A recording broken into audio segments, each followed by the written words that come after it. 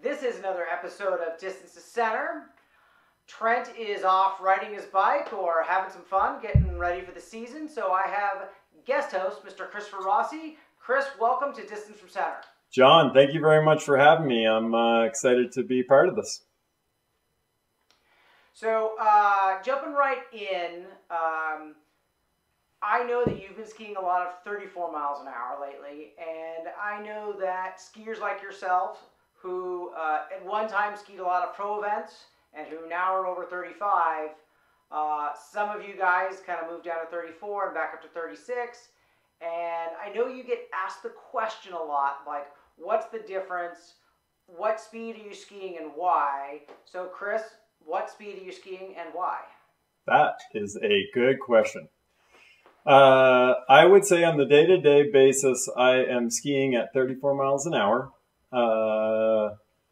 That hasn't been the fastest or most natural transition for me, but I guess some of that has to do with ego and where your mind thinks you should be, even though your body says something different.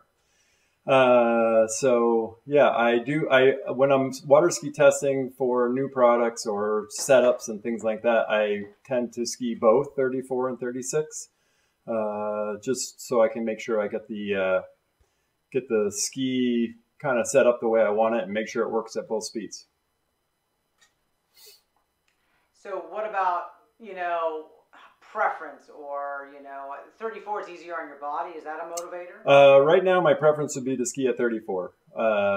The couple things I think that really jump out to me is that, over the course of my skiing career, when I was younger, I heard people talking about 36 miles an hour, and then they're transferred to 34, and how it was, it wasn't any easier. If anything, I like 36 better, and all this shenanigans that they talk about. But when it came time for me, as soon as I go 34, it's just I can run more buoys.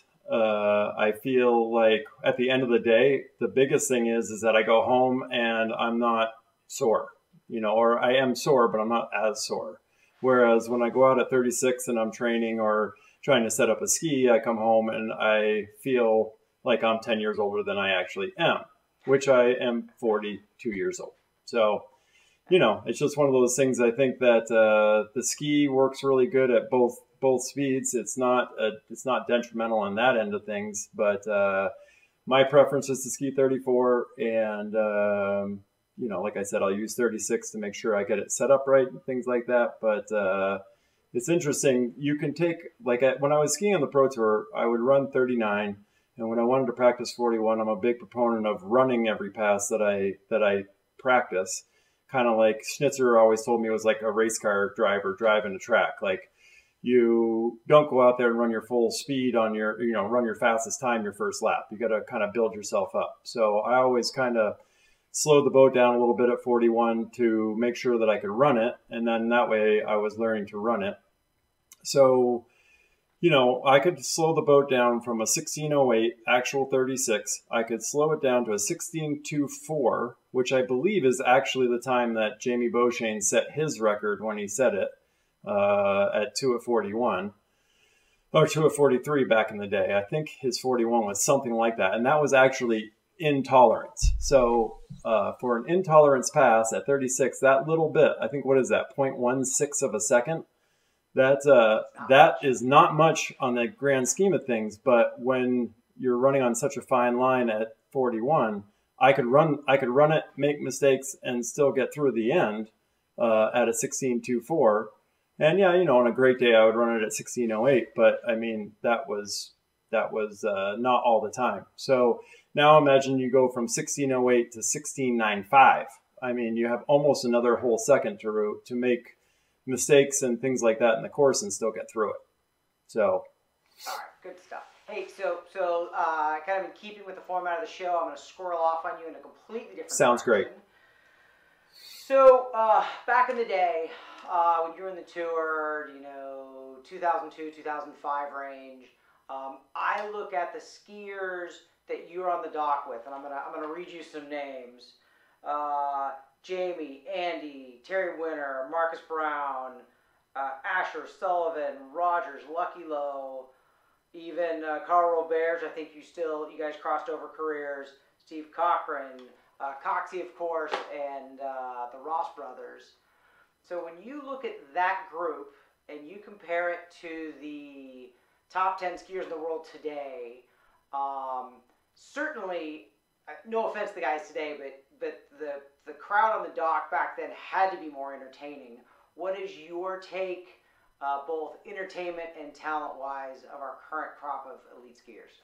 Oh, I mean, I think right now the amount of buoys being run is higher than when I was on the dock with those guys. So the evolution of everything has evolved into guys that run more buoys than what we were running in whatever 1999 or 2000 or whenever we're talking about back then. So, I got mad props for those guys. Like you and I talked about earlier. I mean, product design has evolved and has made a big impact in how many buoys we can run and how much effort is required to run those buoys. So I think the guys right now are just super, super impressive to me. I mean, you got your Nates and your